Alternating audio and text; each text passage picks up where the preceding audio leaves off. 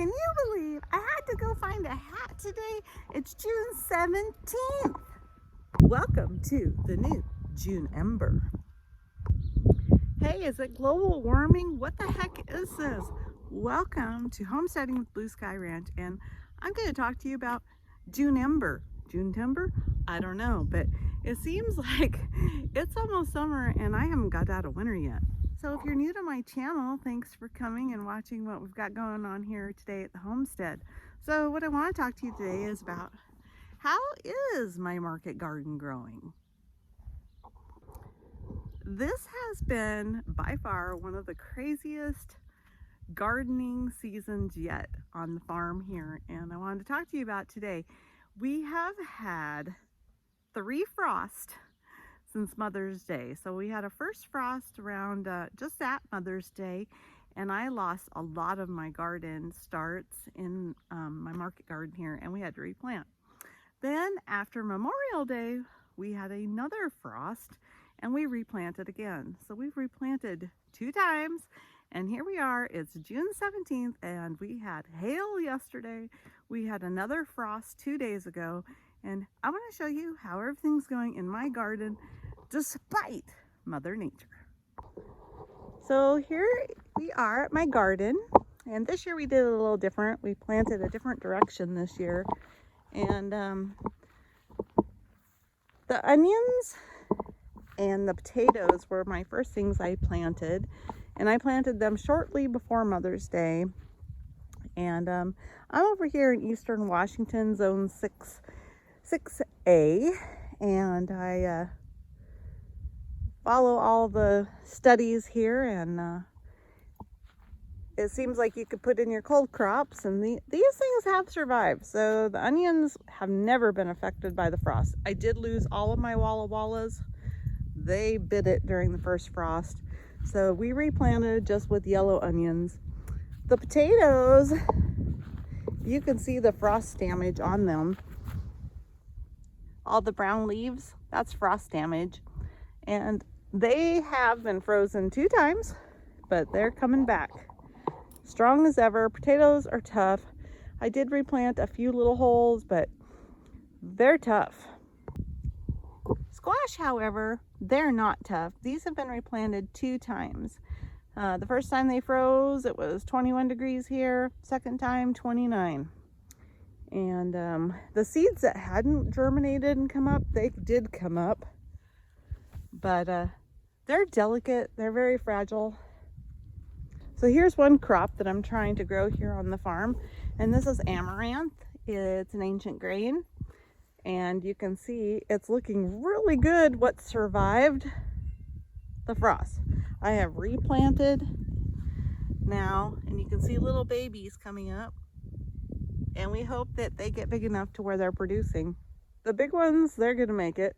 Like I said, these are crops. They need enough time to produce what you want. Same thing down here with our corn. It's spotty at best because it froze. These are the survivors, and they're looking great. It seems like the ones that survived are going to be knee-high by 4th of July, no problem. We have some other ones I've reseeded here, so we've got babies coming up, and we just hope that they make it. The one thing that wasn't affected by frost, which was interesting, was sunflowers. They're looking beautiful, and they're going to be great. The problem with gardening in such a short season now is that a lot of things, will they actually harvest? Will they bear fruit? Will they produce what you want them to produce in a timely fashion? Or will it get so hot so fast they will just bolt and you won't get anything? The shorter the season, the harder it is. So one thing that seems really frost hardy is herbs. I'll show you my herb garden, but mint, it doesn't care.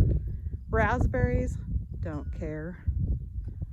Asparagus didn't care. We had a great asparagus harvest. But my grapes, they did care. We had like an 85-degree day back in, I want to say early May. Yeah, early May, and the grapes just took off. And then we've had 2 frosts. And so these leaves in here that are all brown, I've trimmed off most of them, but these froze hard. And I think I lost 1 plant, but they've come back. They're tough. I've got little baby grapes on there. They're looking good. And how did the raised beds do during the frost? Well, I didn't really lose anything to frost, but we've had gale force wind and they've been hit hard. The beans, a lot of breakage of the leaves, and they haven't really enjoyed the winds that we've had, but they're coming back and these things are starting to send up runners. So the beans have survived the frost in these raised beds, and I never did cover them. Like I said, the worst thing's been the wind. Now, the one thing that seems to be the toughest thing in my entire homestead here, my garden that I have planted from scratch and seeds, is my herb garden. Herbs are tough, and despite all the frost, they have come back better and bigger than ever.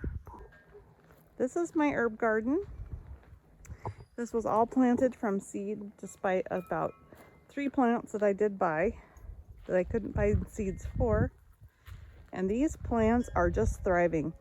They have not cared at all about frost. I would say I lost a couple mint leaves, but that was about it. What do you think, Coco? All of this planted from scratch last year. It is magnificent here. We're gonna have a heck of a herb garden. The other thing that did get a little frost nipped was my strawberries. There's a little burned edges here from the frost, but despite that, they're getting loaded with strawberries in there. We've already picked them twice. Onions over there again and garlic, no problem. These are my other raised beds. I'm about ready to harvest there some beets. I've been harvesting greens already. We're gonna be having peas. They've had frost cloth on them, and then I've had them open on the ends. But the wind, oh my, look what it's done to them. Ripped them. It's knocked down the tubing that I have here. I mean, we've just had gale force winds. But despite the frost, hail, it's protected them and they're doing just fine. Well, look at the damage the wind has done. And I have made little barriers around them, windows. This has been a very, very difficult year here gardening on the homestead. So what has done best on my homestead this year in June-ember is my greenhouses. So let me take you inside my greenhouse. Look at my tomatoes. They don't care, but I did replant them. I lost over 50% of my tomatoes on the first frost. That was 21 degrees and I replanted. But these ones I've already had to go in and thin them out, all the branches on the bottom for airflow. But they're looking magnificent. Peppers are doing really well. They're tough. They've been tougher than the tomatoes when it came to the frost. Flowers are doing good. Cucumbers are doing great.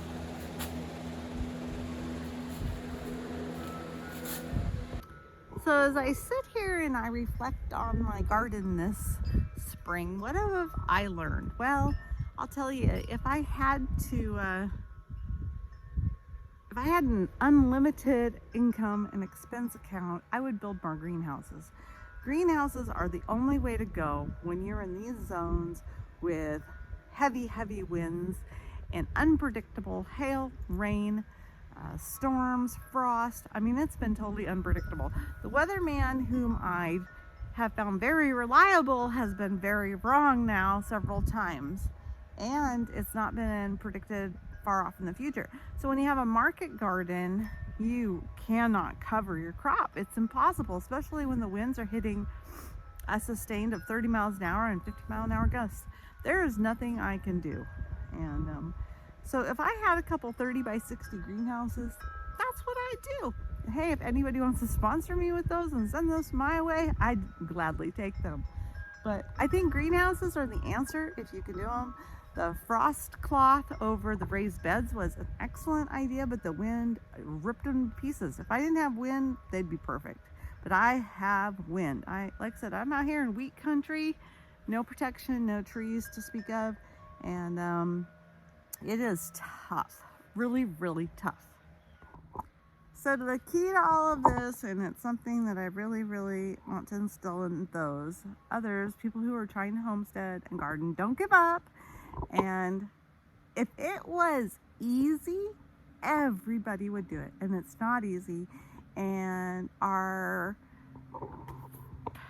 previous generations, they didn't have all these cool tricks and gadgets and materials that we have today. And we have a lot of things in our tool box now that they didn't have. And they did it.